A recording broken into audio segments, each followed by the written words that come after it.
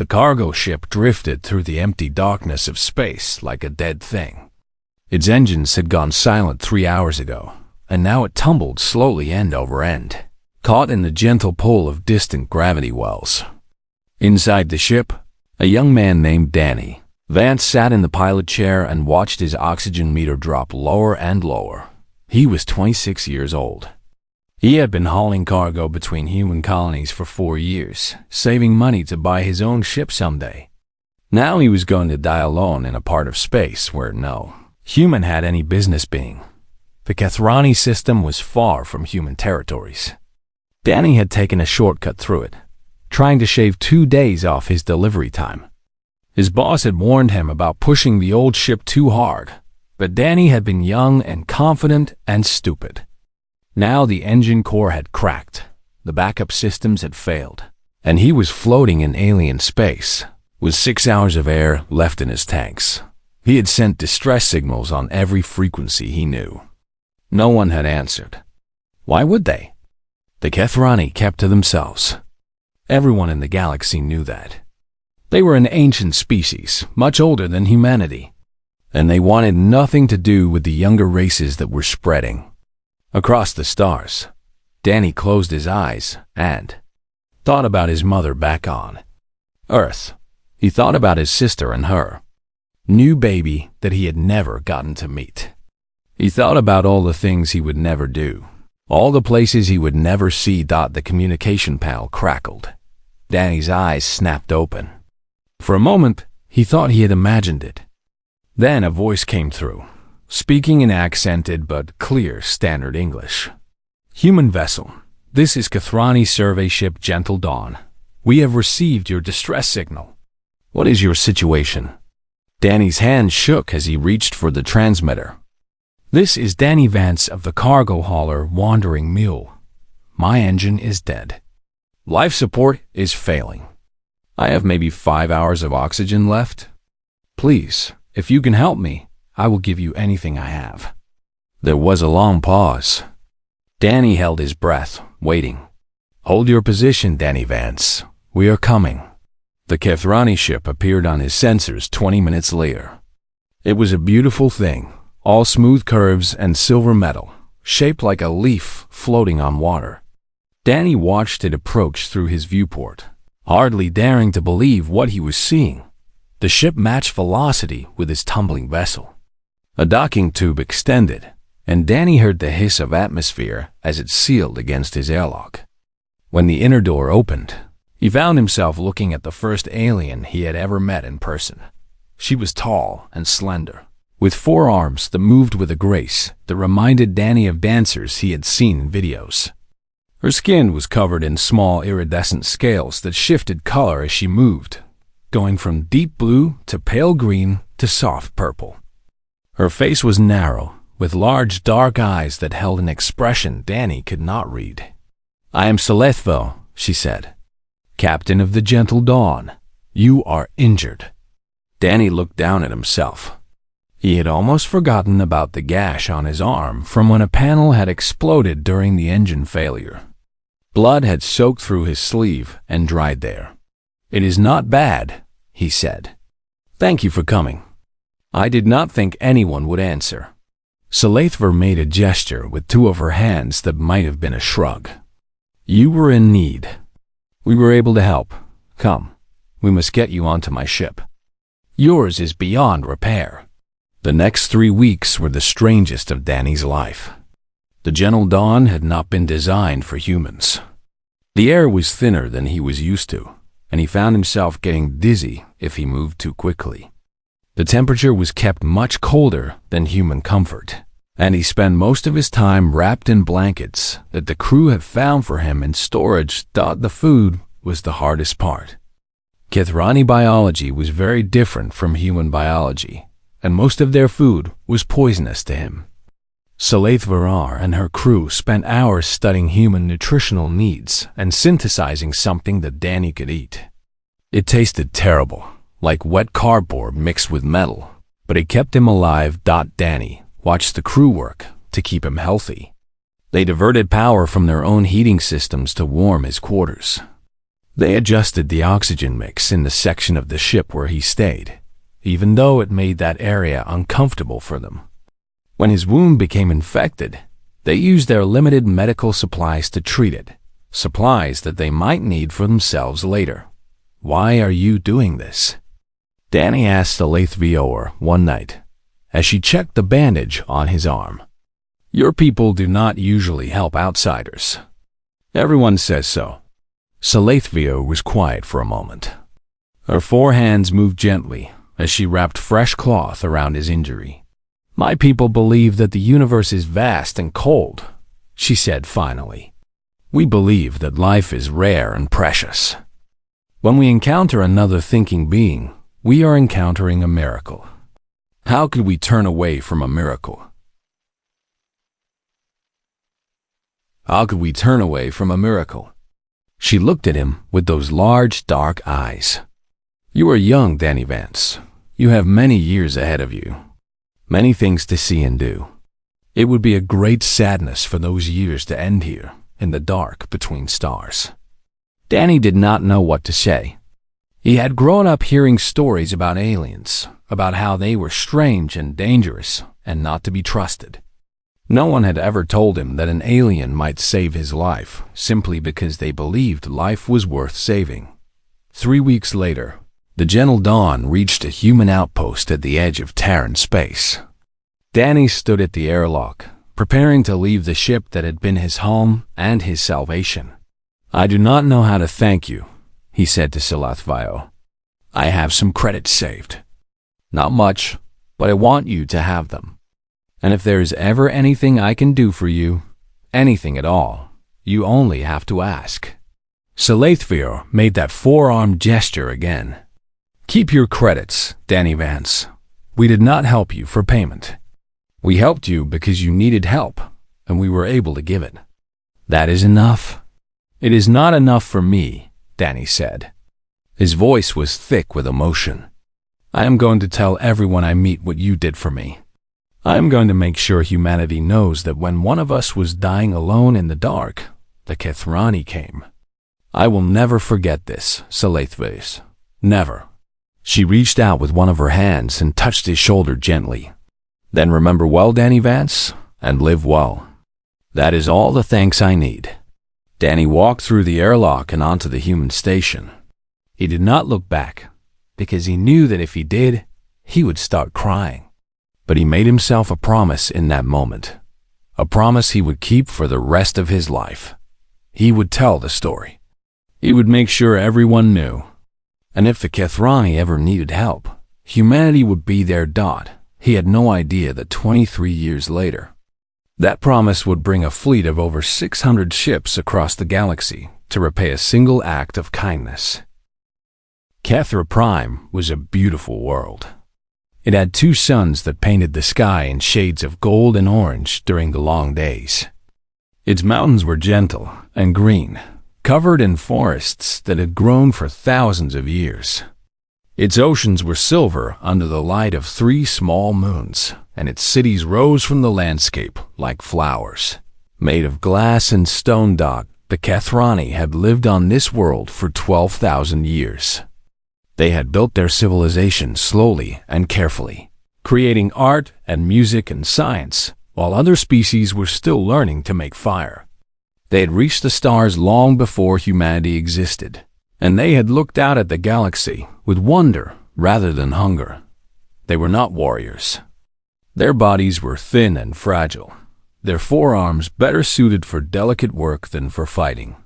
Their history had no great wars, no empires built on conquest, no generals whose names were remembered for the blood they had spilled. They had survived by being careful, by staying quiet, by avoiding the attention of more aggressive species. For 12,000 years, this strategy had worked. Then the Vorath Dominion found them. The Vorath were everything the Kethrani were not. They were large and strong, with thick scales and powerful tails. They had been conquering other species for centuries, building an empire that stretched across dozens of star systems. They took what they wanted and destroyed what they did not need. To them, the galaxy was not a place of wonder. It was a resource to be consumed. When Vorath scouts discovered Kethra Prime, they sent back reports of a rich world defended by a weak species. The War Council of the Dominion looked at these reports and saw an easy victory. They saw minerals in the mountains, labor in the population, and no military to stand in their way. The invasion fleet arrived without warning. 200 warships dropped out of faster-than-light travel in orbit around Kethra Prime. They were ugly ships, built for war and nothing else, covered in weapons and armor. Against them, the Kethrani had a handful of patrol vessels and planetary shields that had been designed to stop asteroids, not military attacks. The battle, if it could be called that, lasted less than a day. Kethrani patrol ships were destroyed before they could even fire their weapons. The planetary shields held for 18 hours before the constant bombardment overwhelmed them. When they fell, the sky above the capital city filled with Vorath landing craft, descending like metal locusts. Solaithvaru was 104 years old now. Her scales had faded from the bright colors of her youth to softer shades of gray and silver. Her movements were slower than they had once been, and she needed to rest more often. But her mind was still sharp, and her memory was still clear. She was a member of the Planetary Council now, one of the leaders of her people. When the invasion began, she had been rushed to an underground bunker along with the other council members. They had watched on screens as their world burned. Vorath soldiers marched through the streets of cities that had stood for thousands of years. They rounded up civilians and forced them into camps. Those who resisted were killed without mercy. Ancient libraries were burned. Temples were destroyed. Everything the Kethrani had built over 12 millennia was being torn apart in a matter of days. "What can we do?" asked Tereth Kel, the youngest member of the council. His scales had gone pale with fear, and his 4 hands would not stop shaking. "There must be something. Someone we can call for help." The other council members looked at each other with despair in their eyes. They had no allies. They had no treaties with other species. For thousands of years, they had kept to themselves, and now there was no one to turn to. "The galactic community will not help us," said an older council member named Vareth Sol. "We have never helped them. Why would they risk war with the Vorath for our sake?" Solaithvar sat quietly, listening to her colleagues argue. Her mind had gone back through the years to a time when she had been captain of a survey ship, to a young human male floating in a broken vessel, to a choice she had made without hesitation. "There is one species," she said slowly. The others turned to look at her. 23 years ago, I rescued a human," Solaithvio continued. "His name was Danny Vance. He was dying, and we saved him. When we brought him back to his people, he swore that he would never forget what we did. He said that if we ever needed help, humanity would come." Vareth Sol shook his head. One human, one life, so many years ago. Why would his entire species care? "I do not know if they will," Solaithvio admitted. "But I know that he meant what he said.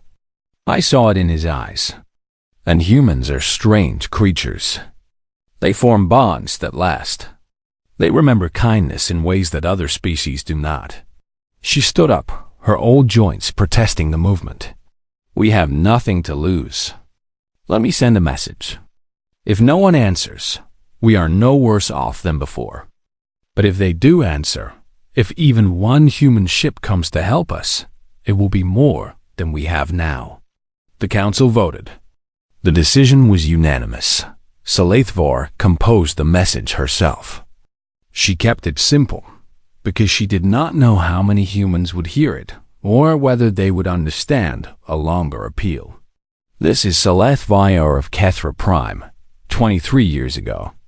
I rescued a human named Danny Vance. Today, my world burns. My people die. If any human hears this message, if any human remembers, we ask for help.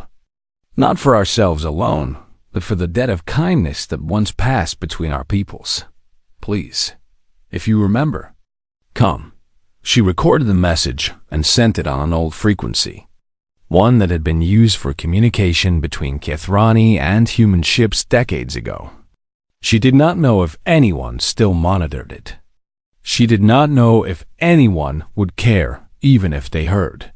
Then she sat down in the cold underground bunker and waited. Above her, the Varth continued their conquest. Cities fell. People died. The work of 12,000 years was being destroyed piece by piece. But somewhere out in the darkness of space, the message was traveling. It raced outward at the speed of light, crossing the vast emptiness between stars, carrying a plea from a dying world to a species that might, or might not remember. Saleithvar closed her 4 eyes and thought about the young human she had saved so long ago. She wondered if he was still alive. She wondered if he had kept his promise, if he had told others about what had happened. She wondered if kindness given freely could ever truly come back. In her heart, she did not believe it. She had lived too long and seen too much to believe in miracles. But she had sent the message anyway, because it was the only hope her people had left. She would not have to wait long for her answer. Danny Vance was 61 years old now. His hair had turned gray, and his face was lined with wrinkles from years of squinting at stars through viewports. His hands, which had once been quick and steady on ship controls, now moved more slowly. He walked with a slight limp from an old injury that had never healed. Quite right. He had done well for himself in the years since his rescue. He had saved his money, bought his own ship, and eventually built a small cargo company. Now he ran operations from a station orbiting Mars, managing a fleet of 12 haulers that moved goods between the inner colonies and the outer settlements. It was a quiet life, a good life. But Danny had never forgotten where it had come from.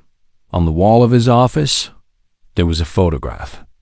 It showed a young man standing next to a tall alien with 4 arms and iridescent scales. The photograph had been taken at the human outpost where Saleithvar had delivered him to safety.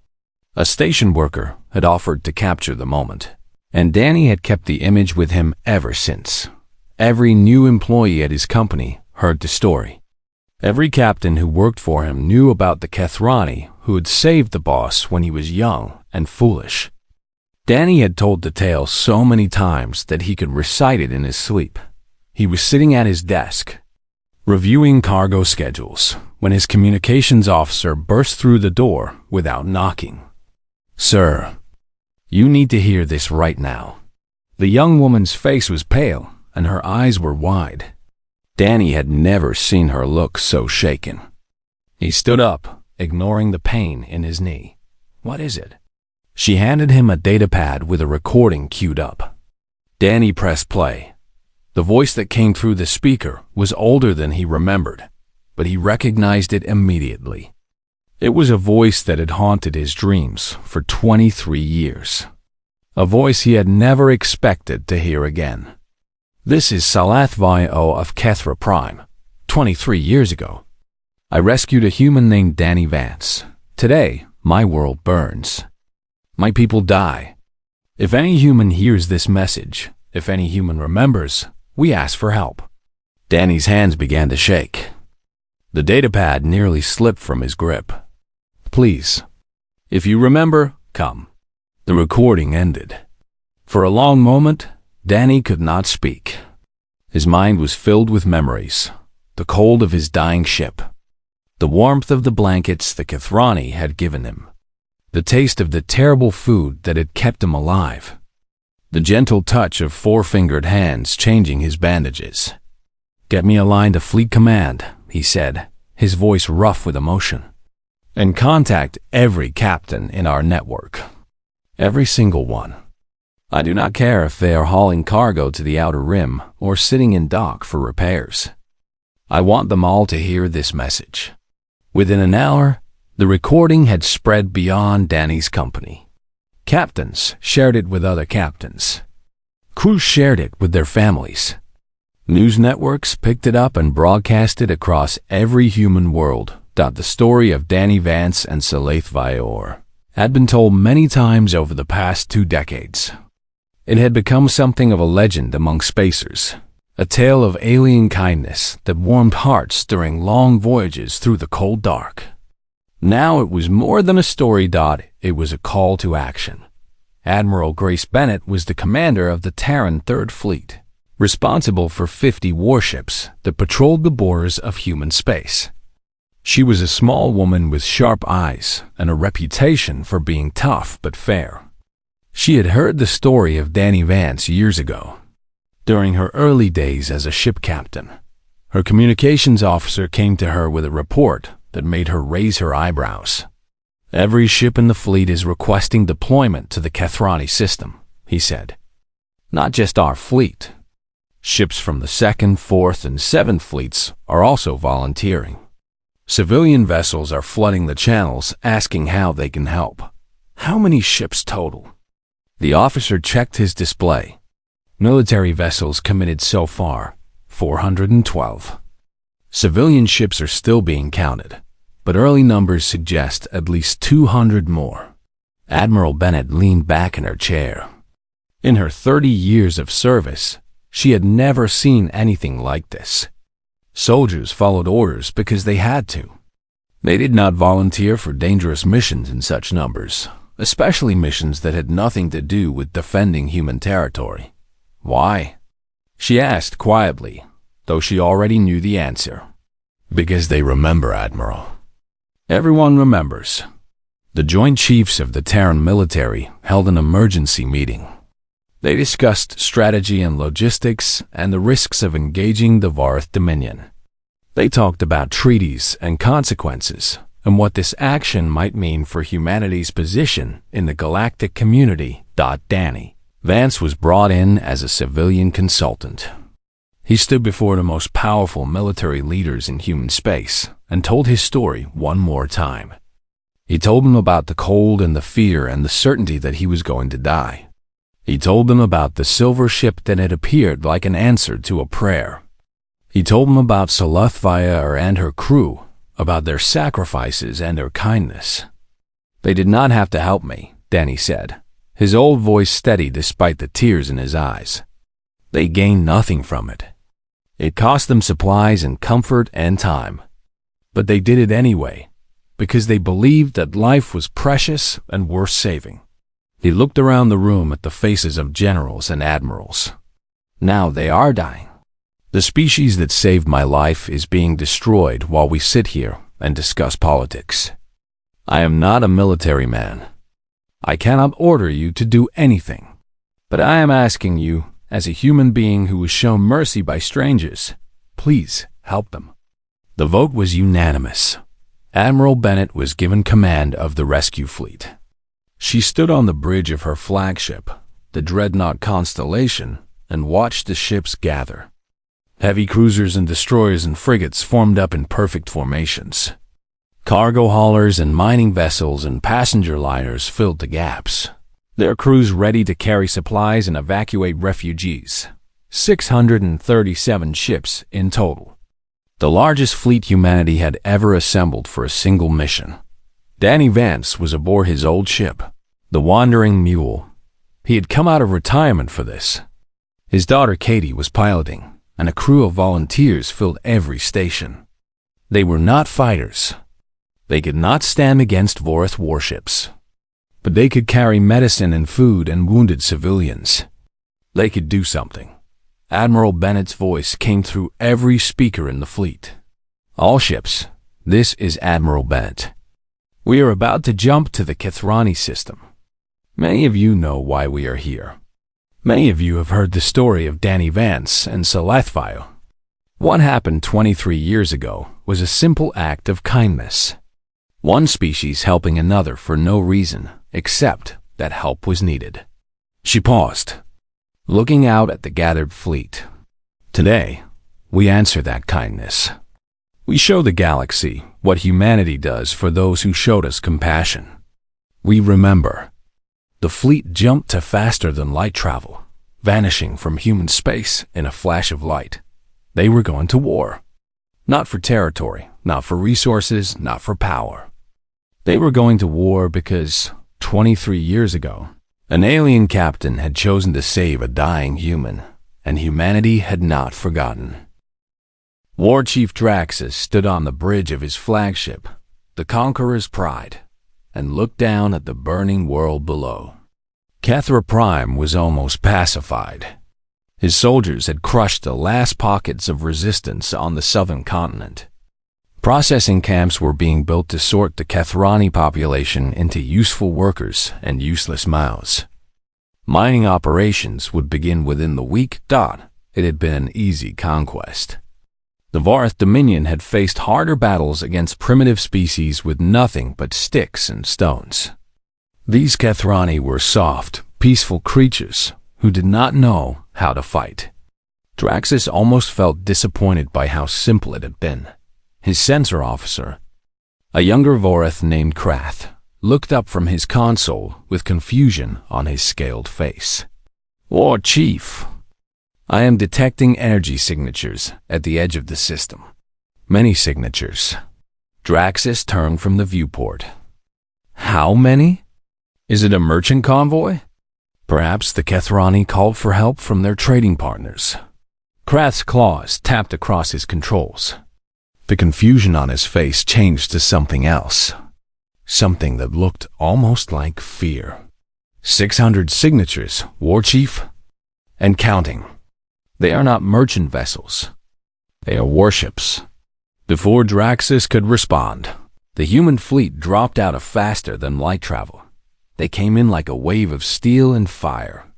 At the front was a massive dreadnought, its hull bristling with weapons, flanked by heavy cruisers that were each twice the size of Varth battleships. Behind them came destroyers and frigates and corvettes, forming a wall of metal between the Varth fleet and the planet below. And behind the warships came the civilians. Cargo haulers with welded armor plates. Mining vessels with plasma cutters that could slice through rock and metal alike. Passenger liners with their holds emptied to carry wounded. Private ships of every size and shape, crewed by volunteers who had crossed the galaxy to be here. Draxus stared at the display, unable to believe what he was seeing. Where did they come from? Who are they? "They are humans, War Chief," Krath said, his voice shaking. "They are transmitting on all frequencies." Admiral Bennett's voice filled the bridge of every ship in the system, Vareth and human alike. "This is Admiral Grace Bennett of the Terran Third Fleet. We are here to defend Kethra Prime and its people. Any Vareth vessel that does not withdraw immediately will be considered hostile and destroyed. You have 10 minutes to begin your retreat. There will be no negotiation. There will be no second warning." Draxus bared his teeth in what passed for a smile among his species. "They threaten us? We have 200 warships. We are the Varth Dominion. We do not retreat from anyone." He turned to his communications officer. "Signal the fleet. All ships, attack formation. We will crush these humans and add their worlds to our empire." The Battle of Kethra Prime began. Var's ships surged forward, their weapons charging. They were confident in their strength, in their numbers, in their centuries of conquest. They had never lost a war. They did not intend to start now. They did not understand what they were facing. The human ships moved with a coordination that the Voreth had never seen. Squadrons split and were formed, covering each other, creating overlapping fields of fire that caught Vareth vessels in deadly crossfires. Where the Vareth fought as individuals, each captain trying to claim glory for himself, the humans fought as one organism with 600 arms. The destroyer Swift was the first human ship to fall. A Vareth battleship caught it with a direct hit to the engine core, and the ship went dark. But as Voreth boarding parties forced their way onto the vessel, they found the human crew waiting for them. The fight lasted 6 hours. Every corridor became a battlefield. Every room became a death trap. The humans fought with weapons and tools in bare hands, refusing to surrender, even when they were outnumbered 10-1. When the last human finally fell, the Vareth boarding party had lost 3 times their number. And in those 6 hours, a convoy of civilian ships had escaped to safety because the Swift had held the line. On the surface of Kethra Prime, the battle took a different form. Vorath ground forces had been preparing to bomb a refugee camp filled with Kethrani civilians. Their assault craft were loaded and ready when human dropships appeared in the sky. The soldiers who came down were not elite special forces. They were volunteers, many of them former military, some of them civilians who had picked up weapons for the first time in their lives. They were mechanics and teachers and shopkeepers. But they fought like they had something to prove. A woman named Linda Park led a squad of 30 volunteers against a Vorath position that held 200 enemy soldiers. They were outgunned and outmatched. They attacked anyway. When her soldiers ran out of ammunition, they used knives. When they ran out of knives, they used rocks and fists. Linda Park died with her hands around the throat of a Vorath commander, still fighting even as her life faded away. Her squad took the position. The refugee camp was saved in orbit. The cruiser Valiant was crippled by concentrated Vorath fire. Its engines were dead. Its weapons were offline.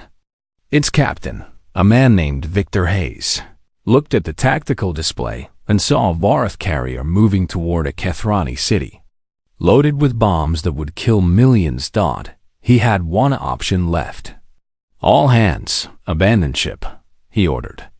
Everyone to the escape pods, now. His crew hesitated. They did not want to leave him. That is an order, Victor said, his voice calm despite what he was about to do. You have served with honor. Now go. Let me finish this. The escape pods launched. Victor Hayes turned his dying ship toward the Vorath carrier and pushed what remained of his engines to maximum. The Valiant crossed the distance in seconds. The impact destroyed both ships. The Vorath bombs never fell. Throughout the battle, the civilian ships did their part. Mining vessels used their cutting beams to slice through Vorath fighters that strayed too close. Cargo haulers ran supply lines to damaged ships, carrying ammunition and medical supplies through active combat zones. Passenger liners dove into the atmosphere of Kethra Prime, loading their holds with wounded Kethrani and carrying them to safety. Danny Vance and the Wandering Mule made 17 rescue runs to the surface, bringing back over 2,000 refugees. Each time they descended through the burning sky, Danny thought about Scyllathia and the choice she had made 23 years ago. The battle lasted 14 hours. When it ended, the Vorath fleet had been reduced to 47 ships, all of them fleeing for the edge of the system. Behind them, more than 150 Vorath vessels drifted as wreckage. The Conqueror's Pride was among them, destroyed by a coordinated strike from 3 human cruisers that had sacrificed their shields to get close enough for the killing blow. Warchief Draxus died never understanding why the humans had fought so hard. His last thought was confusion. These beings had no stake in this world. They had gained nothing from this battle. Why had they come? Why had they been willing to die? The human losses were heavy. 83 ships destroyed. Another 140 damaged. Over 4,000 humans dead, their bodies floating in the void or lying on Kethrani soil. But Kethra Prime still stood. The Kethrani people still lived. The 12,000-year civilization had not been extinguished, as the last. Vorath ships fled into the darkness between stars.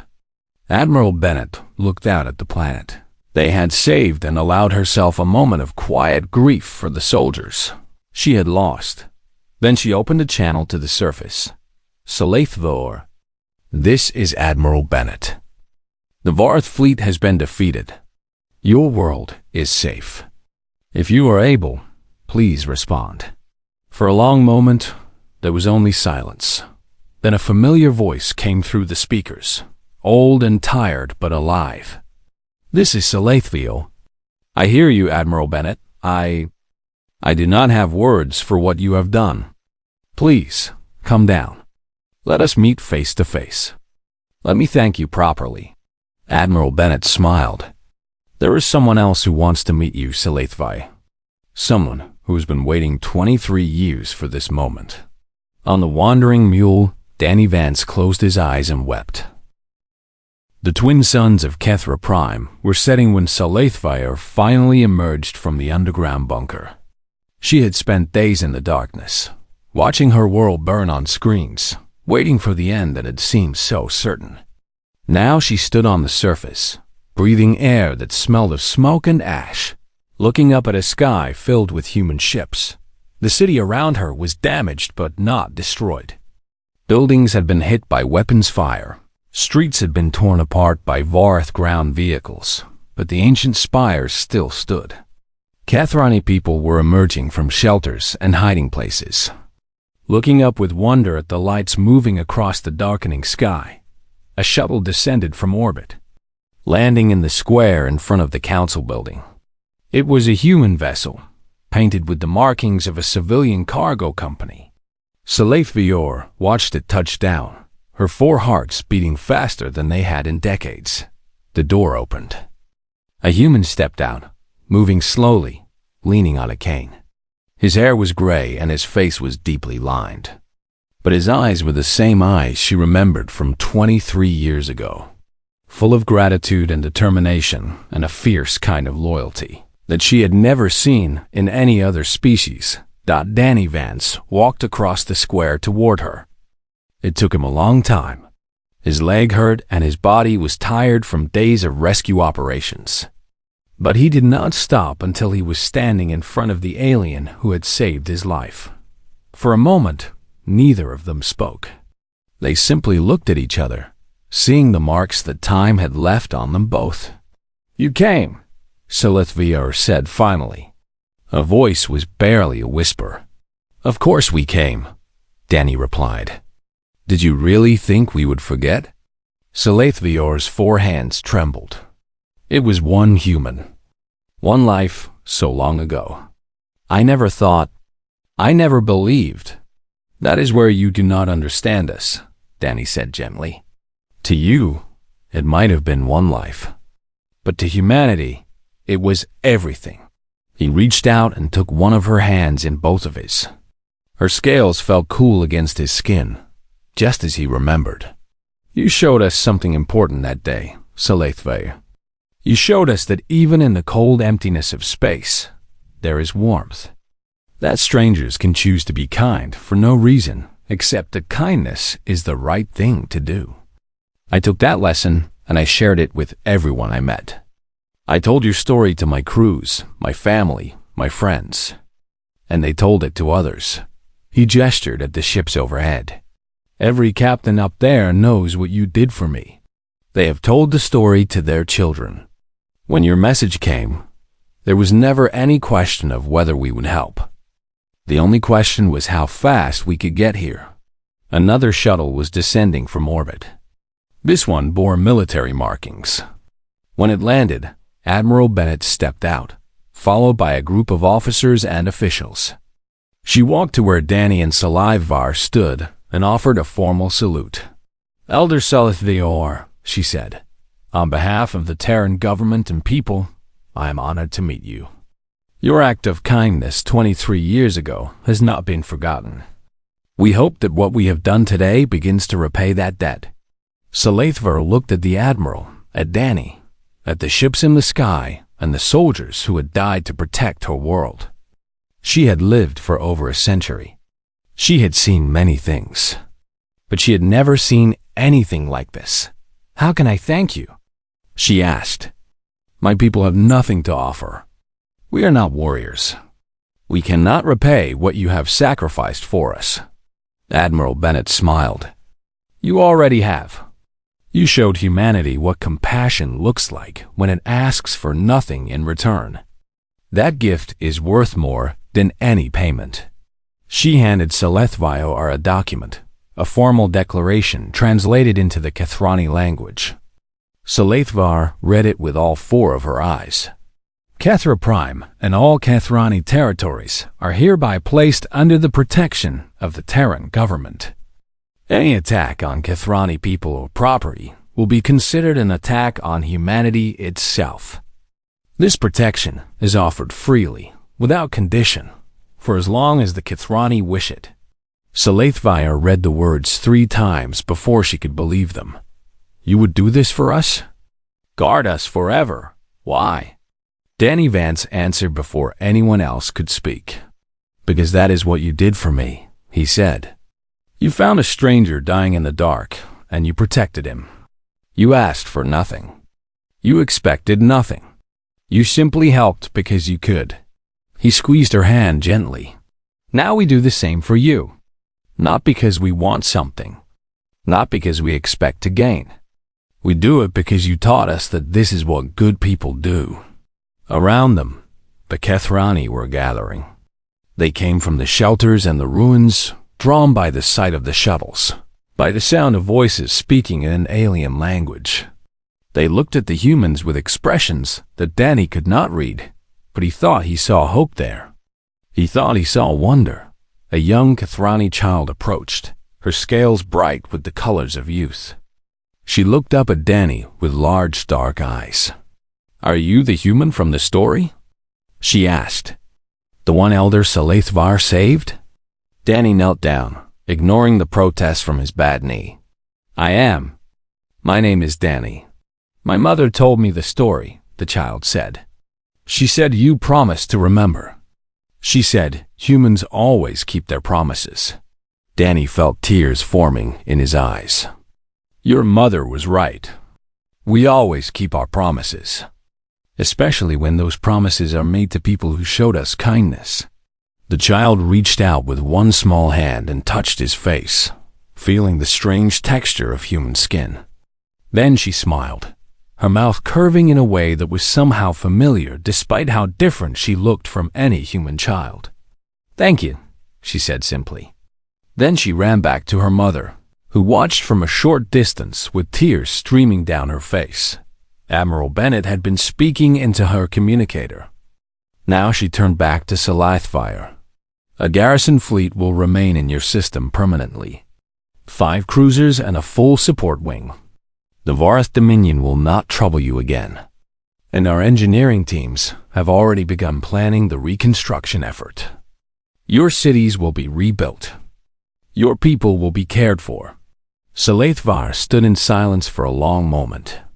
The twin suns had set now, and the 3 moons were rising. Their light mixed with the running lights of human ships, creating patterns of silver and gold across the scarred landscape. 23 years ago, she said slowly, I made a choice.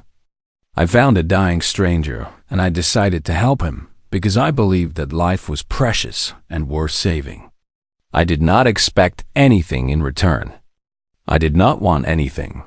She looked at Danny, at the Admiral, at the ships overhead.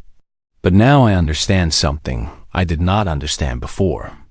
Kindness given freely is never truly lost.